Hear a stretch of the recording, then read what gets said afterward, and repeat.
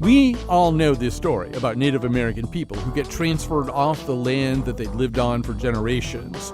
But in the case of the Osage Nation, after that happened, something else happened. People wanted that land, and the Osage people began to die in mysterious ways. Today on the show, we're going to talk about those Osage murders, both with people connected to the tribe and also with author David Grann, whose Killers of the Flower Moon became a critical and commercial bestseller. David Grann has a new book out called The White Darkness. We won't be talking about that today, but it'll be fun to hear his voice once again.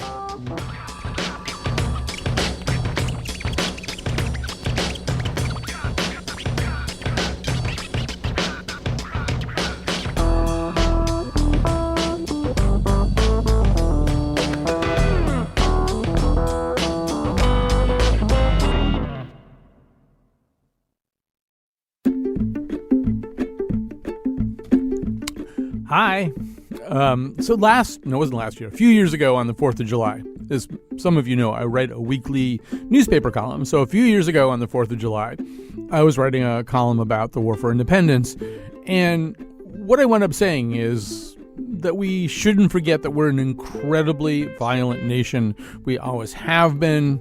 It was part of our foundational myth of violent rebellion. We then wrote a constitution that actually has firearms in it in the Bill of Rights. There are two other countries in the world that mention firearms in their constitutions. It's Mexico and Guatemala, and one of them doesn't do it anywhere near as all-encompassingly. And at the same time, we were issuing all this other foundational speech in the Declaration of Independence and the preamble to the Constitution about equality. And we didn't mean the indigenous native population, the people who were here before we got here, and we didn't mean the slaves. And to a certain degree, we didn't even mean women. And that those kinds of inequalities that are just written into the DNA of this country, the violence and the failure to recognize the true equality of all people while making flowery speeches about equality, they just haunt us. They'll probably haunt us forever. You can, by the way, you can imagine what kind of response I got to that column. I think there were people who said I should be deported or something, but it's true. And I'm reminded of it all the time. And so we're going to be talking about that very thing today in connection with the Osage tribe here in the United States. But, while I'm reading this book, Killers of the Flower Moon, The Osage Murders and the Birth of the FBI by David Grann, I also, last night, saw Catherine Bigelow's movie Detroit. And boy, the parallels are incredible. First of all, you have this kind of set upon minority population of color. Then you have the failure of law enforcement to work properly and positively, which is true in both of these stories to a certain degree. And then you have the failure of the justice system to mete out appropriate justice and punishment. So it's I don't know. This story just never goes away. This is a story that we're going to tell today. It's essentially set in the 1920s, or as it turns out, maybe more accurately, 1919 to 1931. It's kind of hard to say. Most people talk about it as something that happened in the 20s, something that was known as the Osage Reign of Terror. We're going to have several guests on the show to talk about it today. Our main guest is David Grann. As I said, his book is Killers of the Flower Moon, The Osage Murders and the Birth of the FBI. David Grann has been with us recently, not all that long ago, to talk about another topic on our Explorer show. Joining us in just a few minutes will be Denny McAuliffe, also author of a book, The Deaths of Sybil Bolton in American History. A little later on the show, we're going to talk to Jim Gray, former principal chief of the Osage Nation and current tribal administrator for the Sac and Fox Nation. So, David Grann, we're going to begin with you. I think we need to set the stage a little bit here. Maybe the first thing to do is just very quickly kind of sketch out what the fate, well before these murders started, what the fate of the Osage Nation was. I was talking about flowery language in the beginning of the show. Of course, one of the great promulgators of that flowery language was Thomas Jefferson, and Thomas Jefferson has a role in this story, right? He said one thing about Osage and other Native Americans and did another. Explain that. Yeah, so the Osage had once controlled much of the central part of the country, all the way from Missouri and Kansas out to the edge of the Rockies. And in 1803, Thomas Jefferson referred to them as the Great Nation. And a delegation of Osage chiefs met with President Jefferson at the White House the following year, and he assured them that they would know the U.S. government only as friends and benefactors, but then within a very short span began to push the Osage off their land. And within just a few decades, the Osage were forced to cede more than 100 million acres of their ancestral land. And it doesn't really stop there, right? The first place that they stop also winds up to be land that they can't hold on to. So where do they ultimately wind up? Yeah, so they're confined to a reservation in Kansas in the 1860s, and they're once more under siege by settlers. There's a massacre, and they're forced to sell their land and look for a new homeland. And it was then that an Osage chief had stood up and he said, we should move to this land in what was then Indian Territory, would later become Oklahoma. And he said because the land was rocky and it was infertile and essentially it was worthless. And he said the white man would finally leave us alone. And so they bought this land. They actually had a deed to it, and they migrated there. The forced migrations had taken a tremendous toll on them at that point. There were just a few thousand. And they settled in that area. And then, lo and behold, this seemingly forsaken territory turned out to be sitting upon some of the largest deposits of oil then in the United States. Right. So there's this oil boom. I mean, there is a boom, and we can't go into every detail about everything, but the Osage people who had allotments became wealthy through that boom. And then a bunch of them started dying. I mean, you start your book, your story, this part of your story anyway, in 1921 with one mysterious death by shooting. But ultimately what we have are, 24 deaths that appear to be murders. Most of them are members of the Osage tribe. There's a couple of people who aren't Osage who tried to help them or tried to get someone to investigate all these other murders who seem to have paid for it with their lives too, correct? That's correct, yeah. So there was the Osage, just to give a little bit of context, Osage became fabulously wealthy. They were considered the wealthiest people per capita in the United States. It was said at the time, whereas one American might own a car, each Osage owned 11 of them. And in 1923, in that year alone, those 2,000 or so Osage who were on the tribal roll received collectively what would be worth more than $400 million today. And then they began to be serially murdered.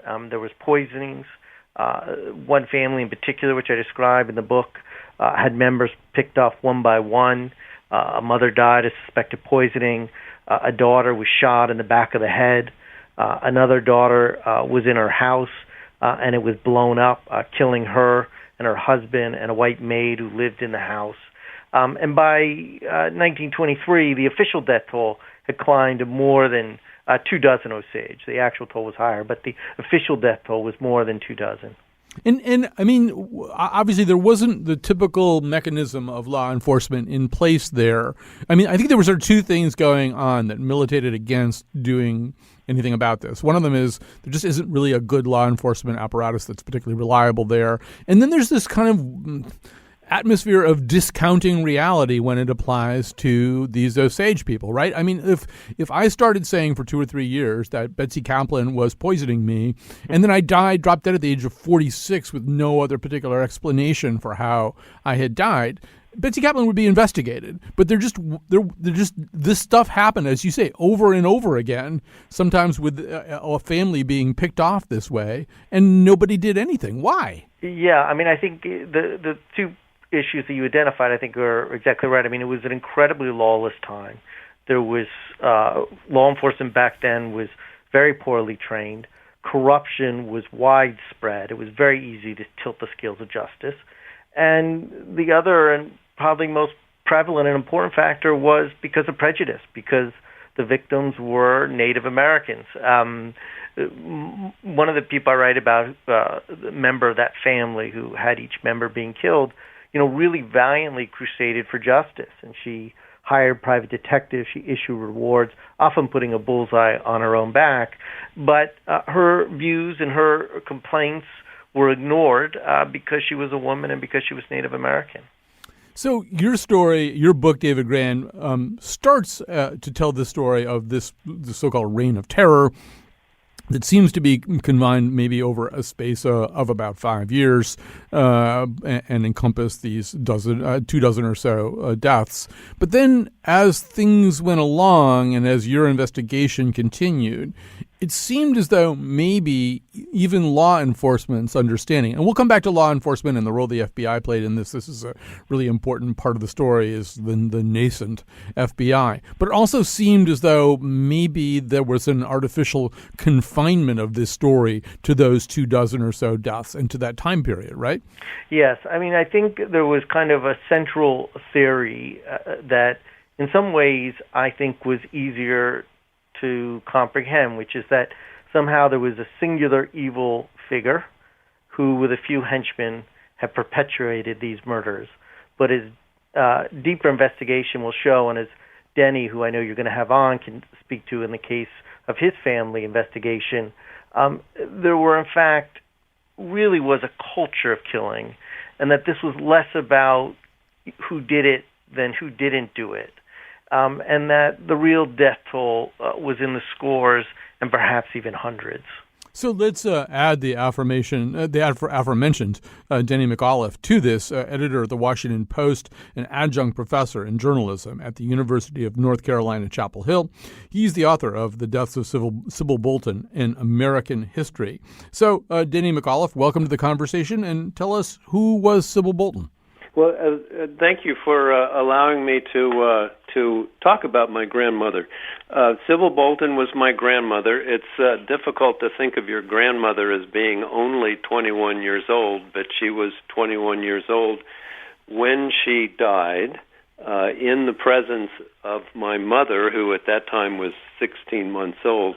So Sybil was Osage. She was born in 1903. She was an original Allottee. I know you haven't gone into the Allottee business yet, but these were the Osages that had shares in the oil estate.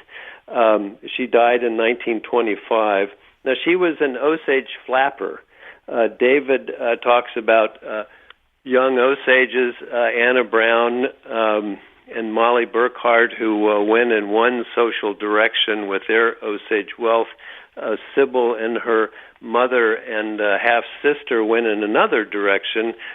Sybil studied harp in Europe.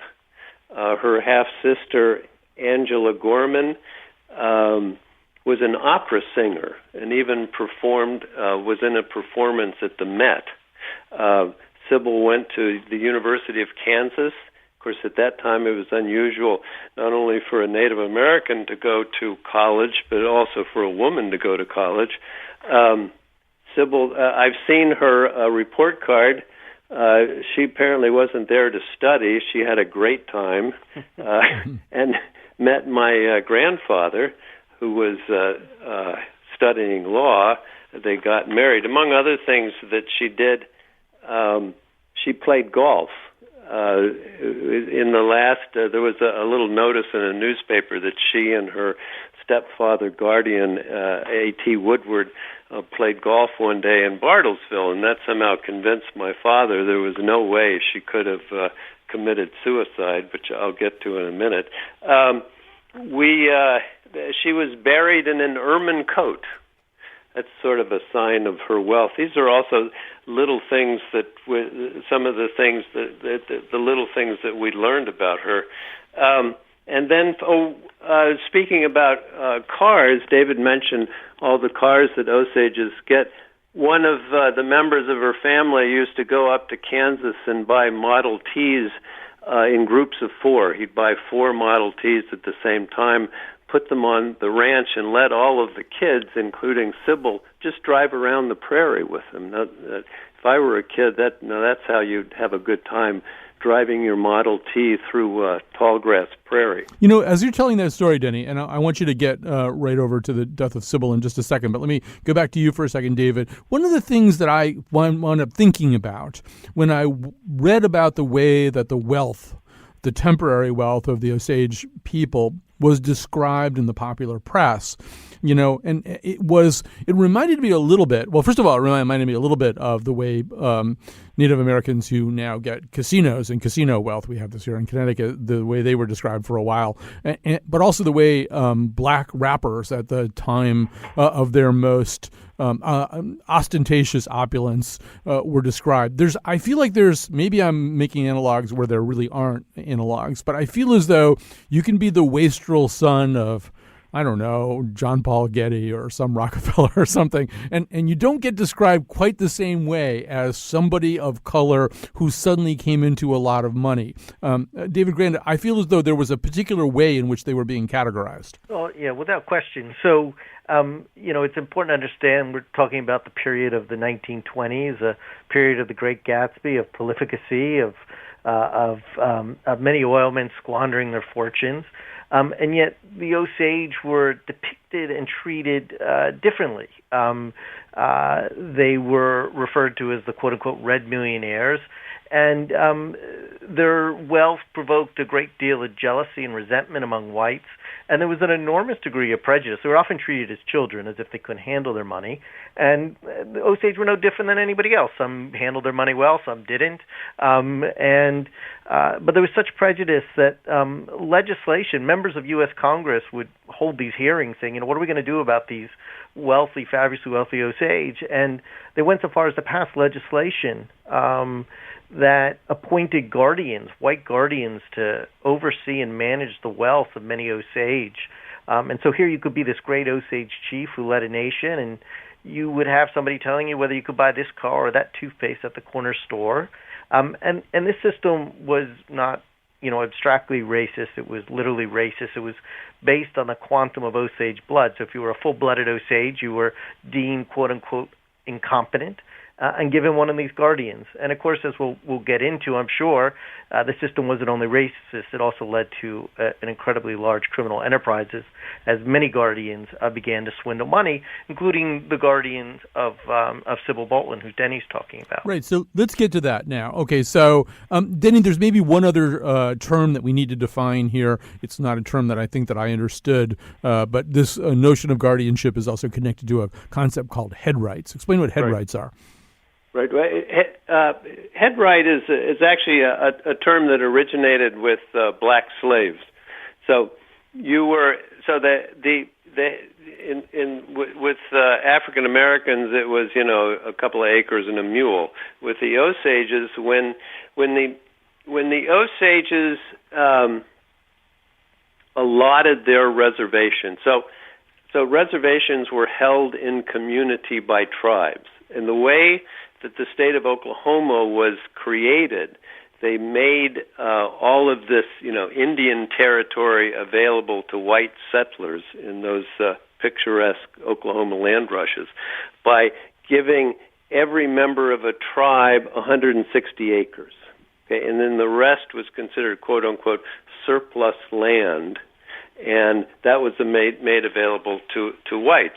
Now, as David mentioned, the Osages, when they sold their land in Kansas,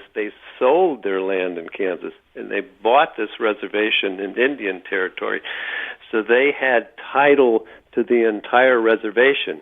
So there was no surplus land that the whites could take over, but they still needed to, the whites decided they had to allot the Osage reservation, so they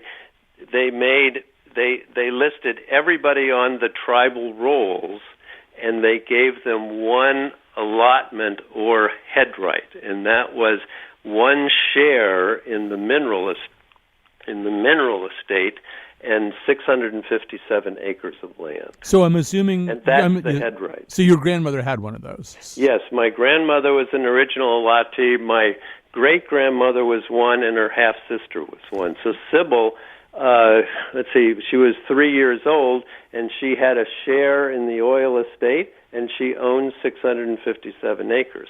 And incidentally, that head right system exists today. And she had a guardian, too. Yes, and she had a guardian because she was a minor, and her guardian was A.T. Woodward, who was my great-grandmother's, Sybil's mother's, third husband. Very quickly, this is a long and very complicated story, but the way that it ends is with the death of Sybil Bolton at a very young age. But this was not investigated as a murder, correct? No, it was. She was shot in the backyard of her home in Pawhuska. Again, like I said, with my grandmother, with my mother present, and her death was written off as a suicide. And as David has said, that was one of the methods that you didn't investigate a suicide. So she was shot in the chest, declared a suicide, no autopsy, no coroner's investigation. It was just declared as suicide. And so what or who made you think that it wasn't? Well, so fast forward, let's see, to 1990, 91, something like that. But there's more to it than that. So she was written off as a suicide, and my mother was only told that she died of kidney disease. So and then was not allowed to talk about her. My grandfather, remarried, married a white stepmother, and no discussion at all of Sybil. So the only thing my mother grew up knowing were little fragments here and there, plus that she died of kidney disease. So sometime in 1990, 1991, my sister was visiting my grandfather's childhood home in Alta Vista, Kansas, ran into a 91-year-old barber named Bat Nelson, who grew up with my grandfather, and he referred to Sybil as, quote-unquote, that squaw who committed suicide. And of course, my red flags immediately went up. Yeah. I said, and right away I just said, that just doesn't sound right, based on everything we know in our family. So I started looking into it. I actually started looking into it, convinced that my grandfather had murdered my grandmother, and then come to find out that was actually a very common thing that happened in the Osages. Now, up to that point, I knew nothing about the Osages. Well, so David Grant, there's a lot in this story that spills over into the other stories. And one of the things that I'm struck by is, I'm trying to think how to put it. Well, let's imagine if I'm an Osage person and my wife is an Osage person and my brother-in-law is an Osage person and my producer, Betsy Kaplan's an Osage person. I mean, and everybody around me is an Osage person, and we're all basically living the same life in the same area. It's going to the likelihood that a lot of us are going to get killed for our head rights is lower than if we start to assimilate, if we start to intermarry with whites, if we start to doing some of the things that Denny's describing too, becoming flappers, buying ermine coats. You suddenly, in a way, the tragedy of the Osage in this story is they made the mistake of entering, to a certain degree, white society. Well, one of the complicating factors, so, of course, when the Osage got a great deal of money, and also just because of the natural forces of integration, of settlers arriving on their land, of them losing their land, they became, in many ways, unmoored from their traditions. But one of the things that made these crimes so evil is that they were deeply intimate, that in order to get that head right that Denny spoke to, which was essentially a share in this mineral trust, a head right could not be bought or sold. So it wasn't like you could just go swindle somebody out of their land. They required complex inheritance schemes. And so what you happen is you had whites marrying into families while simultaneously plotting to kill them, and often even their children. And there was a level of betrayal and sinisterness that makes these crimes just unfathomable. And so, for example, in the case of Molly Burkhart, who we described early on, who lost so many of her sisters, or was shot, there was a bombing, Molly had to reckon with the fact that the very person who she loved and who she thought loved her had in fact been plotting to kill her and her family members. Right. I don't want to say too much of this. Well, I have to say one thing about David Grann's book, which is that it has some shocking things that are revealed in it and that you're not expecting if you don't know the story. I don't want to say too many of those things. I also, unfortunately, right now have to take a break. I want to thank Denny McAuliffe, editor of the Washington Post, adjunct professor in journalism at the University of North Carolina at Chapel Hill. You want to hear the rest of this story. You need to know the rest of the story, so you have to read The Deaths of Sybil Bolton, An American History. Thanks so much to Denny. We're going to be back with more of David. You're going to meet the former principal chief of the Osage Nation in the final segment, too.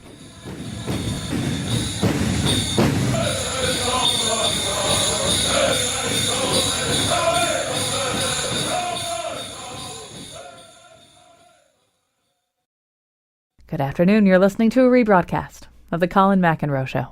We're back. We're telling this rather complicated and extremely dark story of these murders that were either confined to about 5 years in the 1920s or more probably stretched out over a much longer time. The targets were inevitably the members of the Osage Nation who had become quite wealthy because of oil deposits on their land.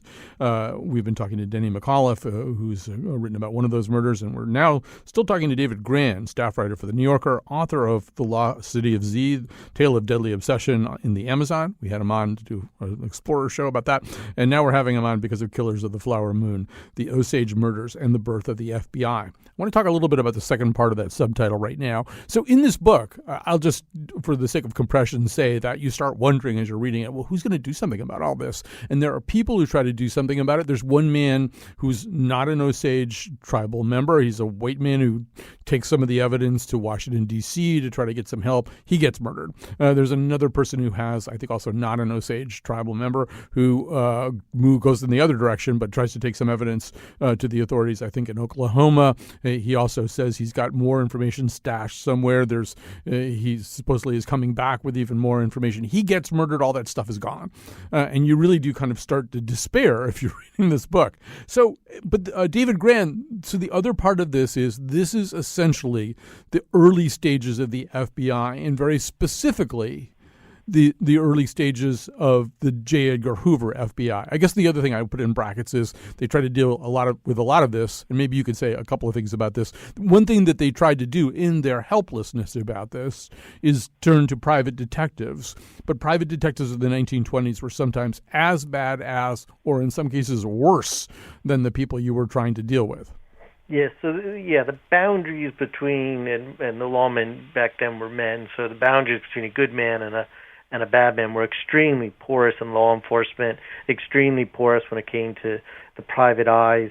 Molly Burkhart, when her family began to be murdered, she turned to private eyes, but many of them seemed to be covering up the evidence rather than revealing it. And in 1923, after the official death toll climbed to more than 24 Osage, and that did include several others who you mentioned who tried to catch the killers and were themselves killed. There was one man, a lawyer, who was thrown off a speeding train, and of course there was this man who had gone to Washington, D.C.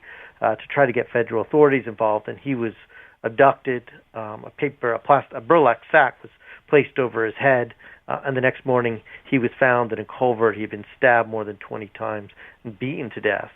And so the Osage issued a tribal resolution in 1923 pleading for federal authorities who would not be contaminated by local corruption to step in. And it was then that the case was taken up by a rather obscure branch of the Justice Department. It was then known as the Bureau of Investigation. And, of course, it would later be renamed, and we know it today as the Federal Bureau of Investigation, or the FBI. And it became one of the FBI's and J. Edgar Hoover's first major homicide investigations. The Bureau back then was a pretty ragtag operation, had only a smattering of agents across the country, and they had very limited jurisdiction over crimes, but they had jurisdiction over American Indian reservations. And so that is why this case fell to them. And the Bureau began an investigation, but the Bureau suffered from many of the same problems with law enforcement. There was a lot of incompetence. There was a lot of corruption. For 2 years, they failed to make any arrests. And at one point, they got an outlaw, a guy named Blackie, out of jail, hoping to use him as an informant. And instead, he slipped away and he robbed a bank and he killed a police officer. And so J. Edgar Hoover was really terrified of a scandal. And it's hard to believe that our most autocratic bureaucrat in history was insecure about his power, but he was back then. And it was then that he brought in a frontier lawman, a member of the Bureau named Tom White. And Tom White took over the case and put together an undercover operation. And an undercover operation was not easy to do in this situation because, as I think you're alluding to, J. Edgar Hoover's version of the FBI was a bunch of white men. There was actually, though, one Native American FBI agent, right? Yeah, there was, and it's really fascinating. There are no statistics at the time, but I think it's fair to say that he was probably the only a Native American agent in Hoover's bureau. And they went in undercover. They posed as cattlemen, one posed as an insurance salesman, and according to the records, actually sold real policies, but I don't know what happened to them, but they did sell them. This American Indian agent went in, and there are many ins and outs to the investigation. In many ways, it was less of a criminal investigation, more like an espionage case. There were moles, there was a double agent, there was possibly a triple agent. The reports kept leaking out, they were trailed. But ultimately what they did is they followed the money to see who was benefiting from these deaths, and in particular who was benefiting from the murders of so many of Molly Burkhart's family members.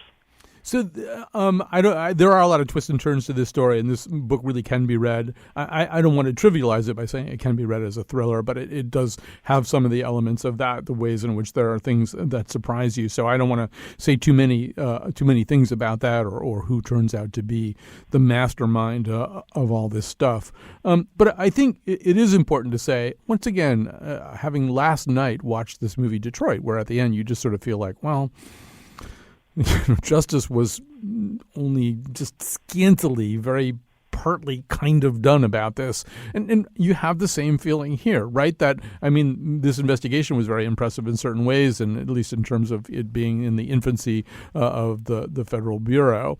But you don't really sort of feel as though, well, I mean, it's actually an open question whether or not, for example, a white jury could even conceivably convict a white person for murdering an Osage Indian, right? Yes, I mean, it was openly asked at the time. I mean, one of the challenge was not just capturing some of the killers, but was then bringing them to justice. And an Osage and others openly asked the question: would a dozen white men, they were all white males on the jury at that time in Oklahoma, in this case, would they be willing to convict another white man for the killing of a Native American? And there was also a great deal of corruption. It was very easy to tilt the scales of justice back then if you were powerful, as some of these perpetrators were. And of course, as you alluded to, this book has a lot of evil in it, but it has a lot of goodness in it too. People like Tom White, the investigator, and Molly Burkhart, who really very courageously crusaded for justice, as did other Osage.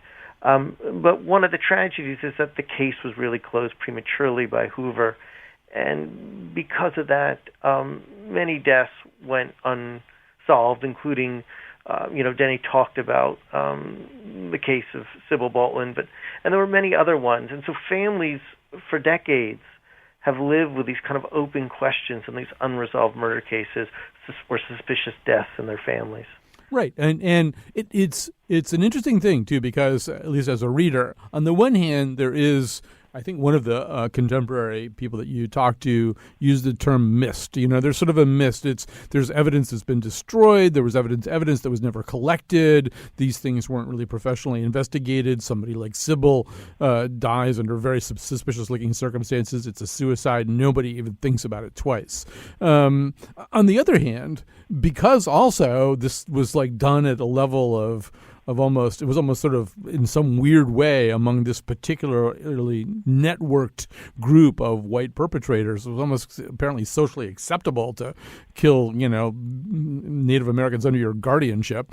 It feels like there's also a lot of evidence sitting around, too. I mean, you actually developed a little bit more the case against a guy who was a bank president, right? Yes. So,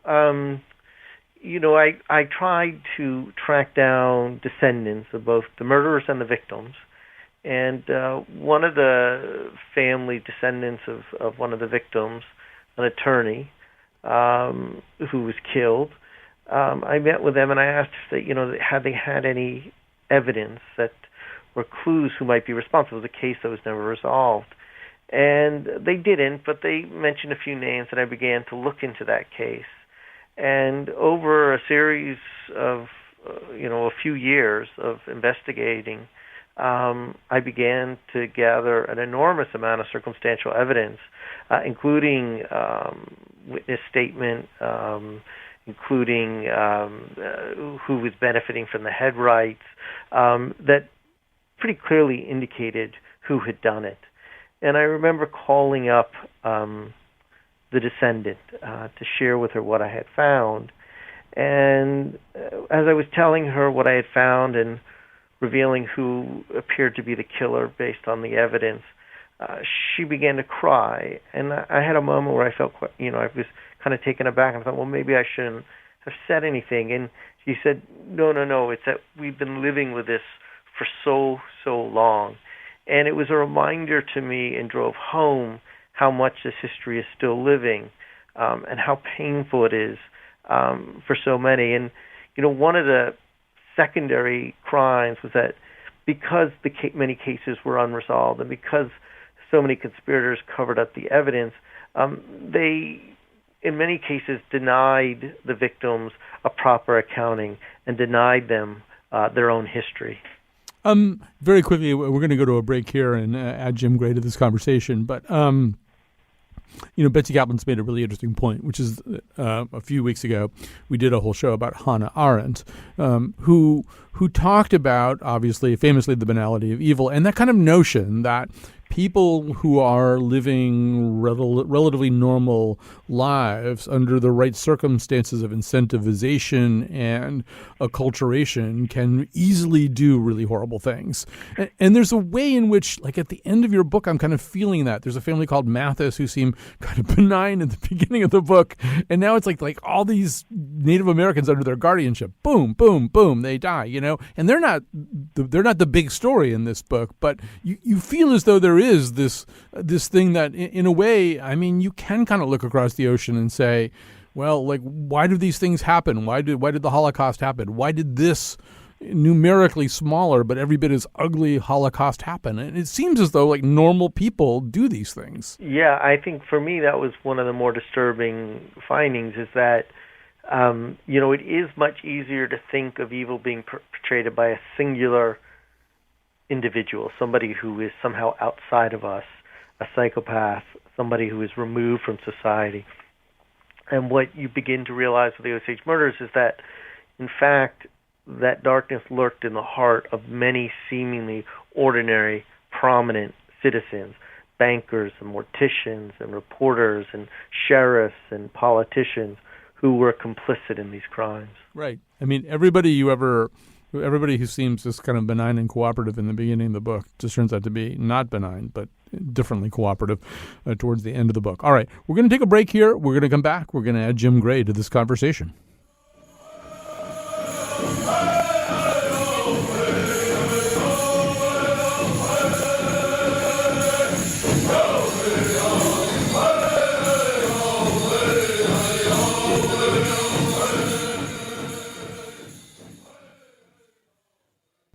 You're listening to a rebroadcast of The Colin McEnroe Show.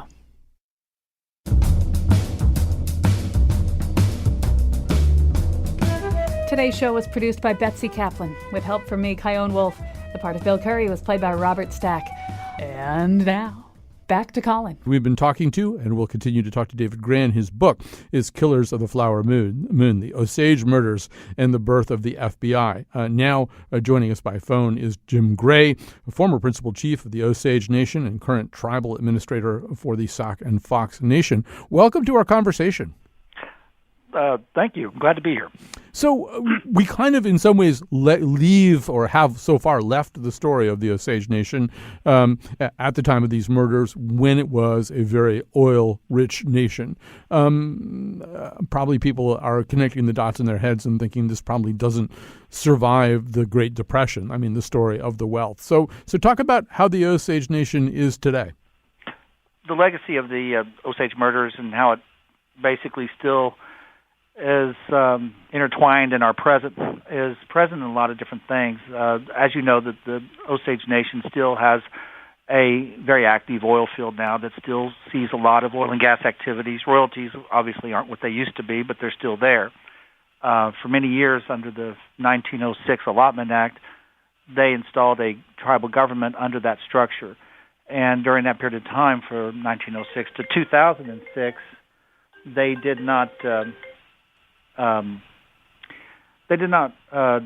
had the government that basically tied the mineral rights to political rights. So in other words, you couldn't be a tribal member unless you had an interest in the mineral estate.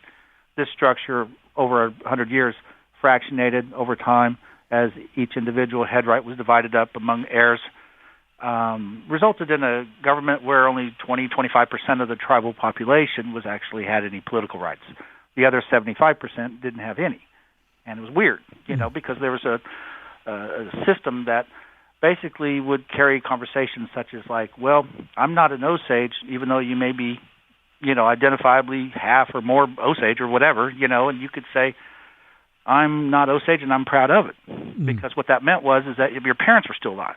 Yeah. And it created a weird class system within the tribe that existed for years. And so unfortunately, we became a tribe that through federal law became a tribal nation of orphans, and the only ones who had any political rights, could run for office, could vote in elections, and recognized by the tribe as people of, members of the tribe, were people whose parents had died off and they had inherited their head right, and their value as a vote was dependent on what their fractionated share was. So it was really kind of an odd thing that I walked into in 2002 when I became chief, and we wanted to address that.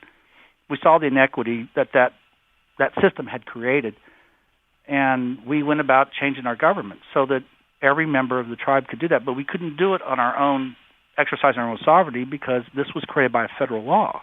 So we literally had to go to the United States Congress and change that and introduce a new law that recognized the tribe's inherent sovereignty to decide who our members were and what form of government we'd have. And it took us a couple of years, but we got a constitution passed in 2006, and we've been operating under that ever since.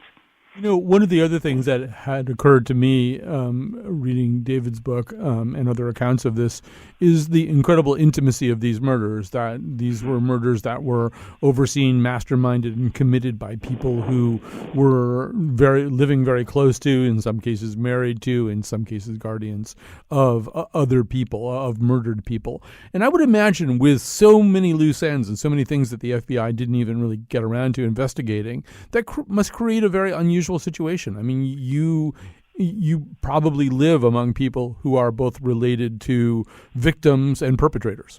And a descendant of, yes. In my case. The book that David wrote does document the murder of my great-grandfather, Henry Roanhorse, as being one of the prominent figures in this murder scheme, because his murder occurred on allotment land, which the state and local governments had no jurisdiction on, and that allowed the federal government through the FBI to come in. So yeah, it is definitely a legacy that is present in my life and my family's life and other relatives of the Osage Nation. They all have their own oral traditional story that's been passed down that's not contained in the FBI files in the archives. And largely those stories aren't told when the mainstream comes back to visiting this issue.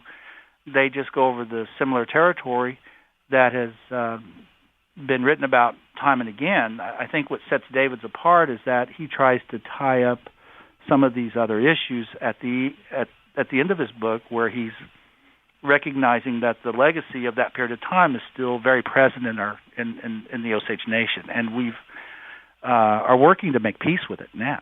Even now, we're still doing that. We'd like to believe that we're going forward. On the other hand, in a very short amount of time, President Trump gets in. He overturns the moratorium on the pipeline sought by the Standing Rock Lakota Nation. We know also that one of the tribes in Arizona would be severed from itself by the planned wall.